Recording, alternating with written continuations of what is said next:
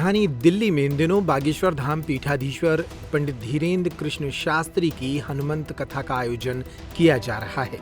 दिल्ली के पश्चिम बिहार में रेडिसन मैदान के भीतर चल रही इस हनुमंत कथा में देश और दुनिया से अनेक भक्त पहुंच रहे हैं। कथा को सुनने के लिए प्रतिदिन हजारों श्रद्धालुओं का तांता लग रहा है। बीती शाम यहां दिल्ली की मुख्यमंत्री रेखा गुप्ता भी पहुंची। दिल्ली की मुख्यमंत्री रेखा गुप्ता ने कथा पंडाल में पहुंचकर पहले तो कथा का रसपान किया और इसके बाद संध्या में आरती के समय मंच पर पहुंची और हनुमंत कथा की आरती भी उतारी। इस दौरान उन्होंने बागेश्वर धाम पीठाधीश्वर को लेकर भी अपने विचार रखे और कहा कि वे हिंदुत्व और सनातन के लिए देश और दुनिया में भारत का मान बढ़ा रहे हैं। आज दिल्ली में पधारे हम सबके प्रिय, बहुत ही सम्मान योग्य और परम पूज्य गुरुजी धीरेन्द्र शास्त्री जी, जिनके दर्शन को, जिनको श्रवण करने के लिए आप सभी लोग यहाँ पधारे।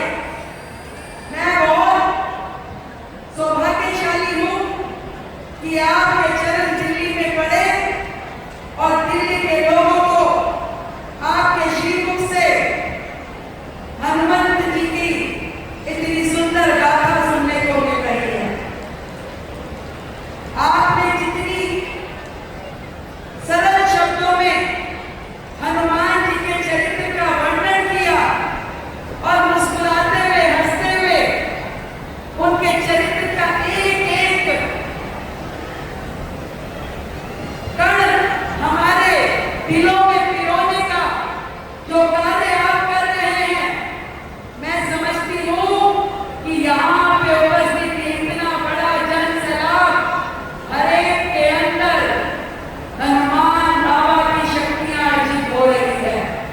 और जो आपने बात कही पहलगाम की, आप गुरुजी चिंता ना करें, इस देश का नेतृत्व आदरणीय नरेंद्र मोदी जी कर रहे हैं, जो स्वयं हनुमान भक्त हैं। जब लक्ष्मण जी मूर्छित हुए थे तो हनुमान जी पूरे का पूरा संजीवनी बूटी ले आए थे।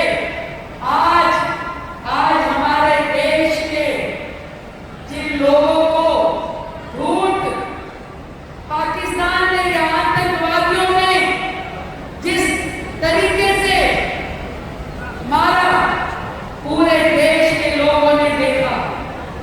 छोटा बच्चा भी ये समझ पा रहा है कि जिन्होंने ये किया उसके साथ क्या हश्र होना चाहिए।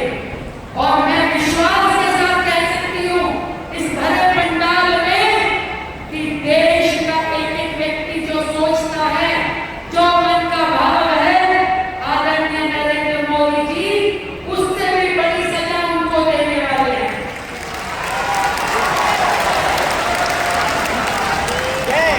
भारतवासियों का खून इतना सस्ता नहीं है। एक एक बूंद जो खून की जमीन पे बहाई है आतंकियों ने, जो बेकसूर लोगों की जान ली है, जो हमारी बेटियों को विधवा किया है, उसका कर्जा उनको चुकाना पड़ेगा। ना देश उनको छोड़ने वाला है और ना आदरणीय प्रधानमंत्री जी और वित्त मंत्री जी उनको बख्शने वाले हैं।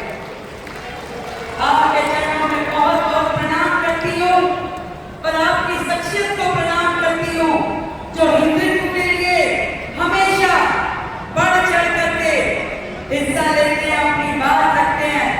एक नाता आपका और मेरा भी बताना चाहूंगी। देखो, आप बाबा के भक्त हो, तो बाबा के बच्चे आप हो, बाबा की बिटिया मैं हूं, तो हम भाई बहन हो गए। आप ज्यादा पूजा करते हो, बाबा आपसे ज्यादा प्रसन्न रहते हैं, पर बाबा मुझसे भी कुछ कहते थे तो हाथ भी जोड़ लेते थे, कितनी अच्छी बेटी है, भी काम करने लगी रहो। तो मैं तो सोचती नहीं थी कि मैं मुख्यमंत्री बन के काम करूंगी दिल्ली में, पर ये बाबा